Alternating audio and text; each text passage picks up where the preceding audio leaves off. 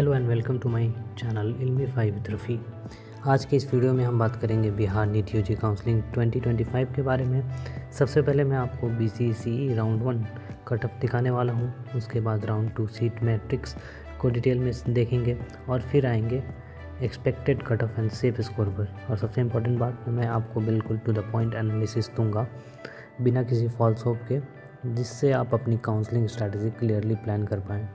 अगर आप टाइम बचाना चाहते हो तो शुरू का पार्ट देख लो, जिसमें मैंने सारे कैटेगरीज़ के कट ऑफ बताए हैं, और उसके बाद सीधा अपनी कैटेगरी पर जंप करके सेफ स्कोर देख लो।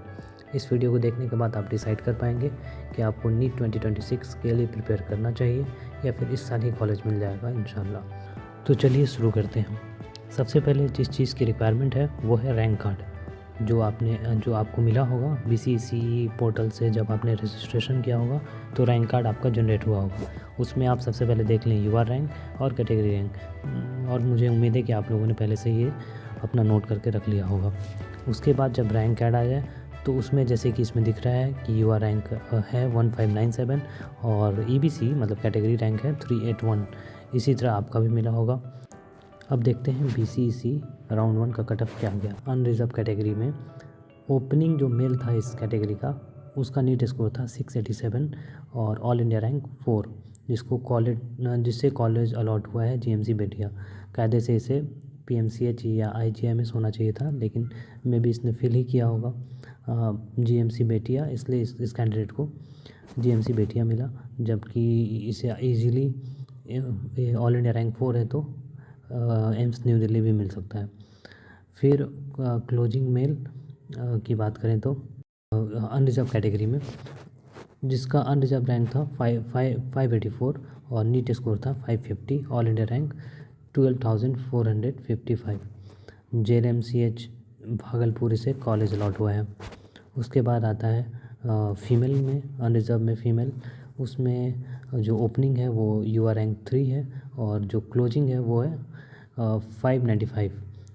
ठीक है। और allotted college SKMCH Muzaffarpur. Data है जो आप देख सकते हैं या स्क्रीनशॉट ले सकते हैं। इसके बाद है EWS कैटेगरी की अगर बात करें तो ओपनिंग जो मेल है वो है अनरिजर्व 22 रैंक का, और EWS रैंक है इसका 4 ओपनिंग, और जो क्लोजिंग है उसका अनरिजर्व बिहार का रैंक है 1272, और इसका EWS कैटेगरी रैंक जो है वो है 270 क्लोजिंग मेल। ठीक है। और इसे अलॉट हुआ है जो कॉलेज वो है GMC पूर्णिया। फीमेल है EWS में, उसे जो ओपनिंग जो रैंक है फीमेल EWS का वो है अनरिजर्व UR रैंक 37 और EWS रैंक 5, और जो क्लोजिंग है EWS की फीमेल उसका रैंक है UR रैंक 1394 और EWS रैंक 296, जिसका नीट स्कोर था 530 और उसे कॉलेज अलॉट हुआ है GMC पूर्णिया। इसके बाद अगर बात करें BC की, तो BC कैटेगरी में मेल में ओपनिंग जो रैंक है अनरिजर्व रैंक वो है 5 और उसका ऑल इंडिया रैंक था 430, और BC रैंक है उसका 1, नीट स्कोर था 621, उसे कॉलेज अलॉट हुआ है PMCH। और वहीं क्लोजिंग जो BC का मेल का रैंक है वो है UR rank 1007, NEET score 538, all India rank 18,666, और ये BC कैटेगरी में इसका रैंक था 363, अलॉटेड कॉलेज GMC पूर्णिया। अगर बात करें वही BC फीमेल में, तो UR रैंक है उसका 314, NEET score 587, all India rank 2540, BC category rank 7, और RCG यानी कि रिजर्व कैटेगरी फॉर गर्ल्स, उसमें जो है रैंक था 04, अलॉटेड कॉलेज उसका PMCH पटना। और जो क्लोजिंग फीमेल है उसका है UR rank 1562, NEET score 527, all India rank 26,154, BC category में उसका रैंक है 558 और RCG रैंक 297, कॉलेज जो अलॉट हुआ वो है GMC पूर्णिया। अब बात करते हैं EBC में, EBC मेल की, तो UR रैंक 19 जो ओपनिंग हुआ है मेल का, NEET score 584, all India rank 2980, EBC में 4 रैंक पे, allotted college PMCH। Closing male की अगर बात करें EBC की, तो UR rank 1497, NEET score 528, all India rank 25,294, EBC rank 356 और अलॉटेड कॉलेज JKTMCH मधेपुरा।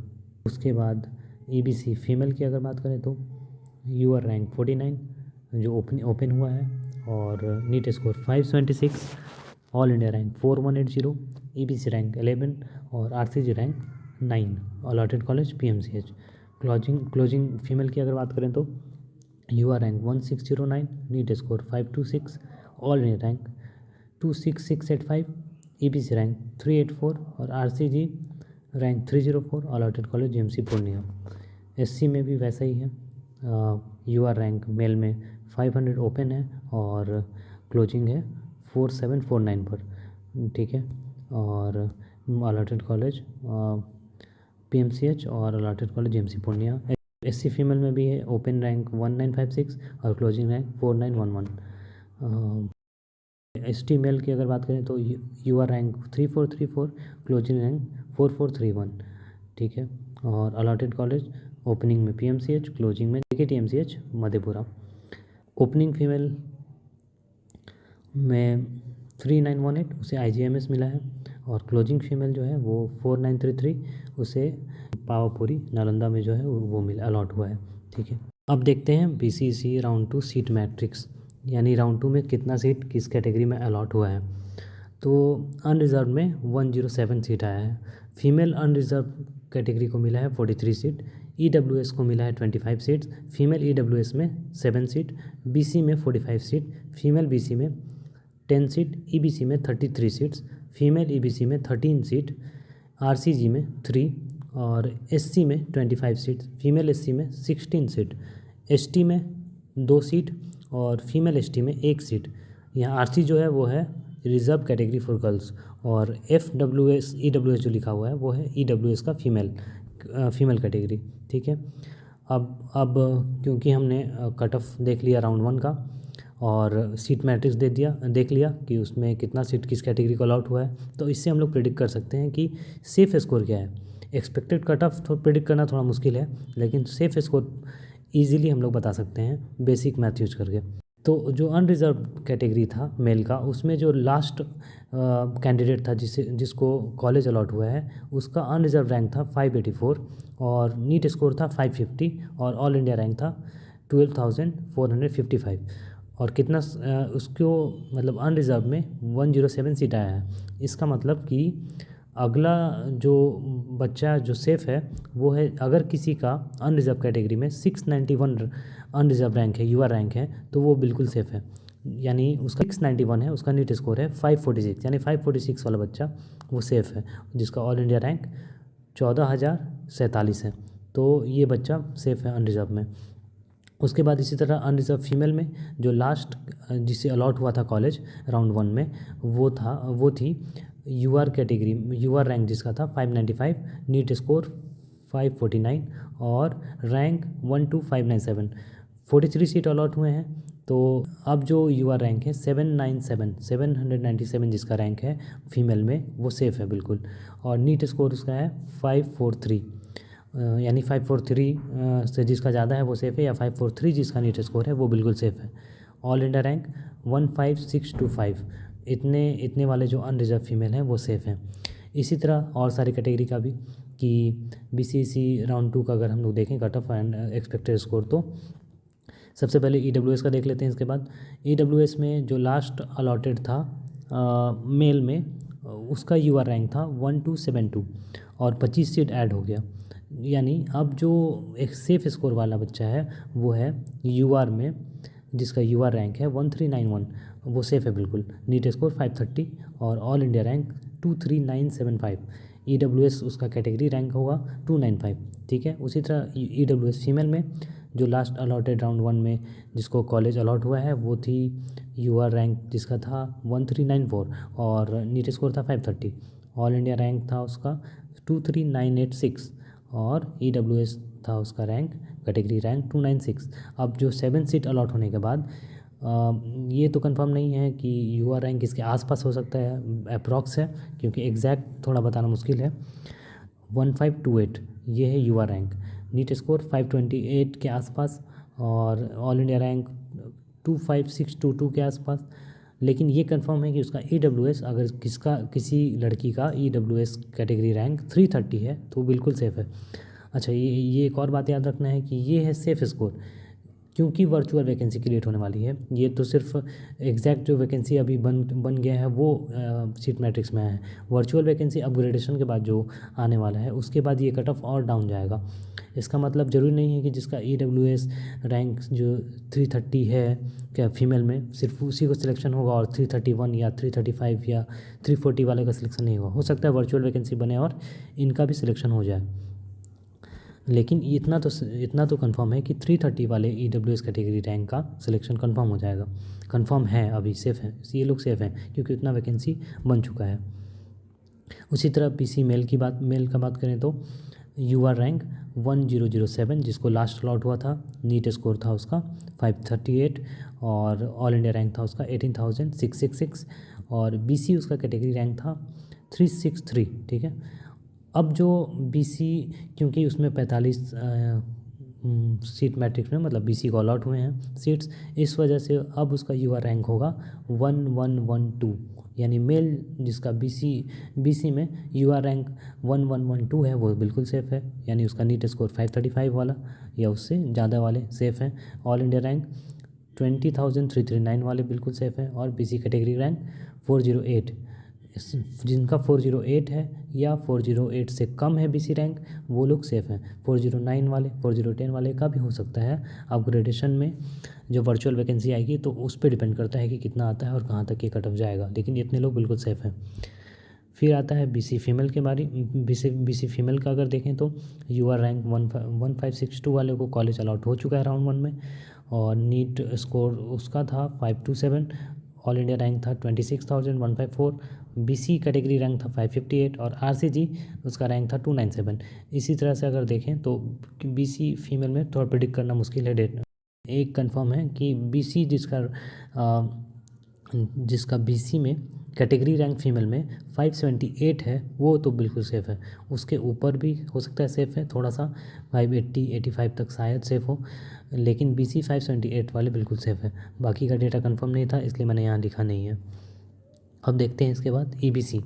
तो EBC मेल की अगर बात करें तो जिसका UR रैंक 1497 था उसे राउंड 1 में कॉलेज अलॉट हो चुका है, जिसका नीट स्कोर था 528, ऑल इंडिया रैंक था 25,294 और EBC उसका कैटेगरी रैंक था 356।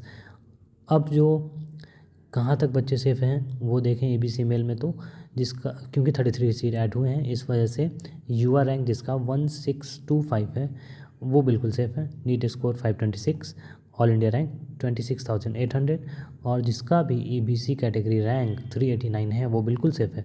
इसके ज़्यादा वाले 90, 390, 391 सेम जैसे पहले है उसी तरह से फिर से कि हो सकता है वर्चुअल वैकेंसी क्रिएट हो और इनको भी मिल जाए, 390, 95 वाले को भी मिल जाए। अब कितना क्रिएट होता है उस पर डिपेंड करता है अपग्रेडेशन में, और कुछ बच्चे जो मूव करेंगे मतलब BCEC से MCC में उस वजह से जो मूव करेंगे उससे वैकेंसी क्रिएट होगा तो उससे ये एक्सपेक्टेड कट ऑफ जो है बहुत डाउन जा सकता है। इस वजह से मैं एक्सपेक्टेड कट ऑफ नहीं बता रहा हूँ, मैं सिर्फ सेफ स्कोर बता रहा हूँ कि इन लोगों का सिलेक्शन बिल्कुल कंफर्म है। EBC फीमेल में उसी तरह बात करें तो जो लास्ट अलॉट हुआ है राउंड 1 में जिस लड़की को उसका UR रैंक था 1609, नीट स्कोर था 526, ऑल इंडिया रैंक था 26,685, EBC रैंक था 384, RCG रैंक था 304। 13 सीट अलॉट हुए हैं इस कैटेगरी को।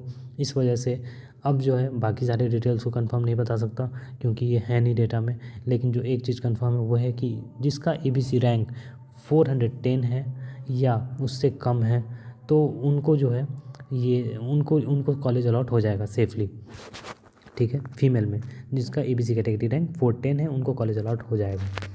इसके बाद बात करें SC मेल की, और SC मेल में जो लास्ट अलॉट हुआ है कॉलेज वो है 4749 वाले को, नीट स्कोर था उसका 430, ऑल इंडिया रैंक था 155678। ठीक है, 1.5 लाख करीब, उससे ज़्यादा 1,55,000 वाले को अलॉट हुआ था।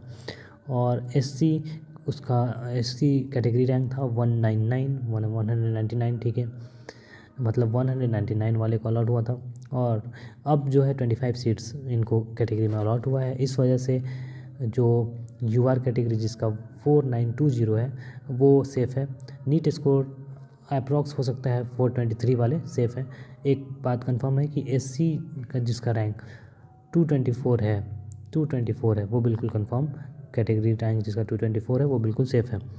उसी तरह एससी फीमेल में देखें तो जो लास्ट अलॉट हुआ है फीमेल को सीट एससी में वो है UR rank 4911, NEET score 523, all India rank 1,67,426 और एससी रैंक है उसका 223, आरसीजी रैंक है 1277।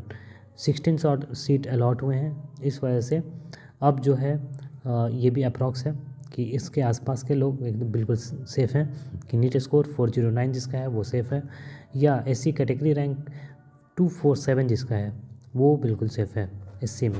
एसटी में बात करें तो एसटी में जो लास्ट अलॉट हुआ है वो है UR rank 4431, NEET score 444, all India rank 1,32,171 और एसटी इस कैटेगरी रैंक था उसका 13 जिसको अलॉट हो चुका है। क्योंकि 2 सीट अलॉट हुए हैं तो एक डायरेक्ट कैलकुलेशन कि जिसका एसटी कैटेगरी रैंक 15 है वो तो बिल्कुल सेफ़ है, ठीक है। बाकी का डेटा नहीं निकल पाया, ठीक है। अब अगर एसटी फीमेल में देखें तो यूआर रैंक जिसका 4933 था उसको कॉलेज लास्ट अलॉट हुआ है राउंड 1 में। नीट स्कोर था उसका 422 और ऑल इंडिया रैंक था 169,092 और एससी रैंक था उसका मतलब कैटेगरी रैंक 19, आरसीजी रैंक था 1283। अब एक सीट मिला है इस कैटेगरी को, जिस वजह से एसटी में जिसका कैटेगरी रैंक 20 है उसको ये उसका स्कोर बिल्कुल सेफ़ है और उसे कॉलेज अलॉट हो जाएगा और आरसीजी रैंक लमसम आएगा उसका 1307 के आसपास, ठीक है। तो मेरी यही कोशिश थी कि मैं एक सेफ़ स्कोर बता दूं जिससे जो लोग नीट 2026 या काउंसलिंग के बीच में फंसे हुए हैं, जो मार्जिन लाइन पे हैं, वो खुद को इस परेशानी से निकाल लें कि उनका सिलेक्शन हो भी रहा है कि नहीं। ये बात वो इस वीडियो को देख के कंफर्म बता सकते हैं कि उनका इस बार सिलेक्शन हो जाएगा या नहीं। अगर राउंड 2 में सिलेक्शन नहीं होता है तो ऐसा ना हो कि राउंड 2 के बाद राउंड 3 में वो पूरा अपना टाइम वेस्ट कर दें और फिर सिलेक्शन ना हो तो और टाइम वेस्ट हो जाए। इससे क्या होगा कि नीट 2026 भी बिगड़ जाएगा हमारा और फिर रिकवर करना या जितना भी बैकलॉग हो जाएगा उसको कवर करना बहुत मुश्किल हो जाएगा। इसलिए हमें एक कंफर्म आंसर चाहिए अभी कि क्या इस बार सिलेक्शन हो रहा है कि नहीं। अगर हो रहा है तो फिर ठीक है, पढ़ाई नहीं करना है, इस नीट के लिए तैयारी नहीं करनी है कुछ। लेकिन अगर नहीं हो रहा है तो फिर हमें अभी से ही नीट में लग जाना चाहिए, अगर इंटेंशन ये है कि एमबीबीएस कॉलेज चाहिए तो।